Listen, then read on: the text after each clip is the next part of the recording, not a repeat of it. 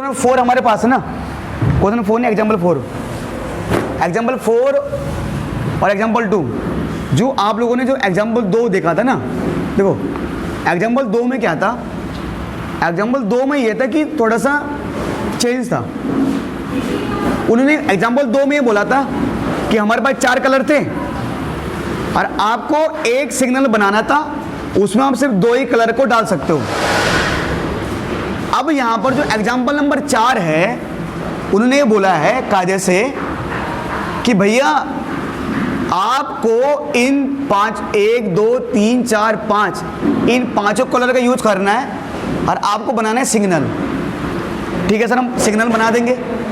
अब इनका यूज करके सिग्नल बनाना है, तो उसने ये बोला कि आप जो सिग्नल बनाओगे ना, उसमें कम से कम 2 कलर तो होना ही चाहिए। मतलब सर देखो, जैसे मान लो एक सिग्नल ये बन गया, तो इसमें 2 कलर तो कम से कम होना ही चाहिए। जैसे मान लो ऊपर रेड हो गया, मान लो 2 मिनट के लिए, अगर ऊपर रेड तो नीचे ब्लू, कुछ भी आ सकता है।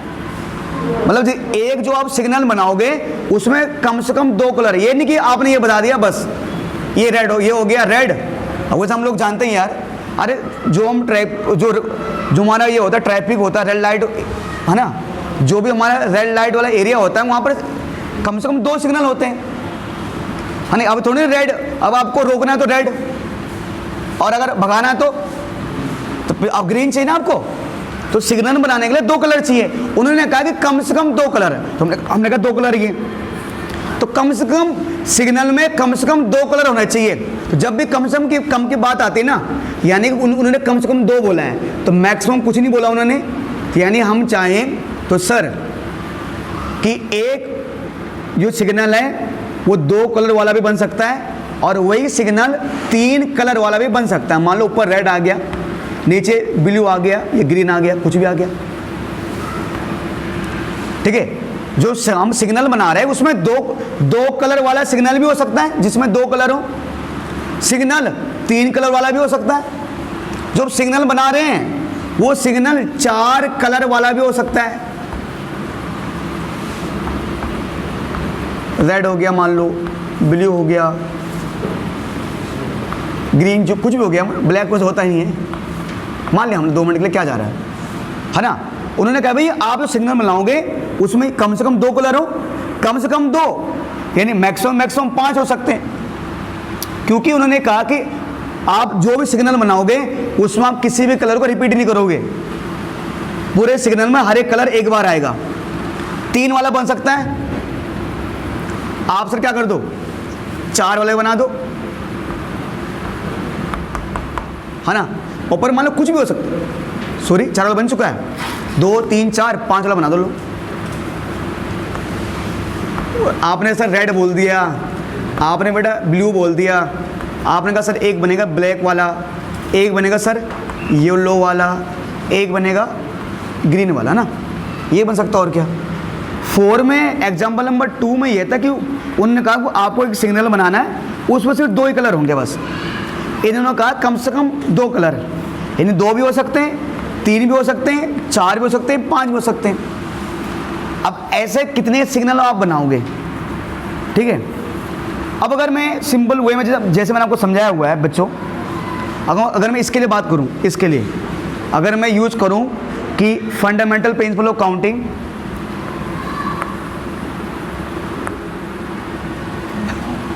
तो देखो प्यारे बच्चों, जब मुझे एक ऐसा सिग्नल बनाना हो जिसमें सिर्फ 2 ही कलर हो, तो यहाँ पर भरने के लिए यहाँ पर मैं किसी भी कलर को भर सकता हूँ, चाहे रेड, चाहे ब्लू, चाहे ब्लैक, येलो, ग्रीन। तो यहाँ पर भरने के लिए, पहले वाले बॉक्स को भरने के लिए मेरे पास 5 ऑप्शन है, 5 कलर है, 1 2 3 4 5। जबकि अगर ऊपर रेड आ गया, आप लोग जानते हो अगले बॉक्स में रेड नहीं आएगा। अगर यहाँ पर रेड आ गया तो अगले बॉक्स में हम रेड को नहीं भर सकते, क्या भरेंगे, या ब्लू, ब्लैक, येलो, ग्रीन, 4 भर सकते हैं। तो इसको भरने के लिए कितना ऑप्शन है, 4। मैं सेम अगर इसकी बात करूं बेटा, यहाँ पर मैं कितने कलर भरने, मुझे 1 2 3 भरने। तो मान लो यहाँ पर पहले वाला बॉक्स है, तो पहले वाला बॉक्स में तो ये तो एक सिग्नल हो गया, एक ऐसा बन सकता है। जो अगला सिग्नल जिसमें सिर्फ 3 ही कलर हैं, तो ऊपर वाले बॉक्स को भरने के लिए मेरे पास कितने ऑप्शन है?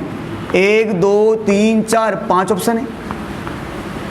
अब जो कलर यहां पर आया होगा, अब ऊपर मान लो रेड आ गया, तो रेड अगले में नहीं आएगा।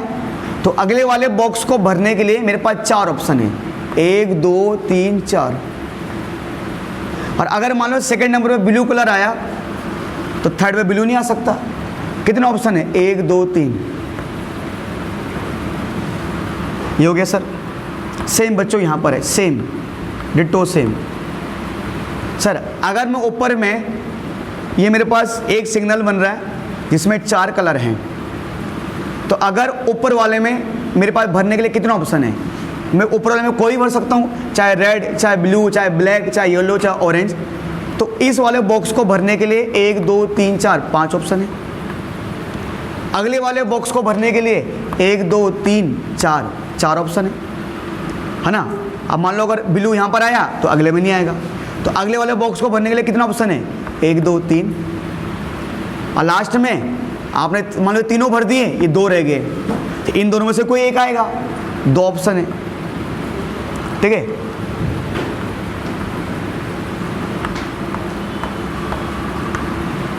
खत्म।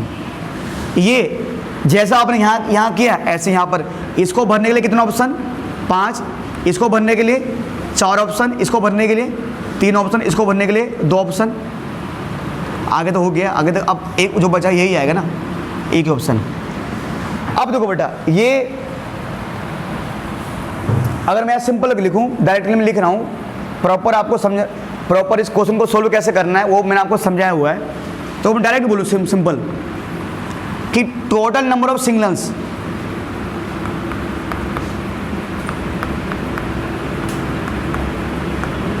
है ना हमारे बनने वाले बेटे, तो कितने बनेंगे? देखो पहला दो बेटे यहाँ देखो आप, है ना। तो यहाँ पर लिख देता हूँ मैं कि बाय यूजिंग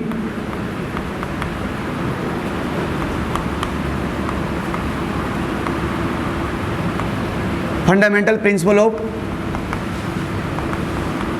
काउंटिंग,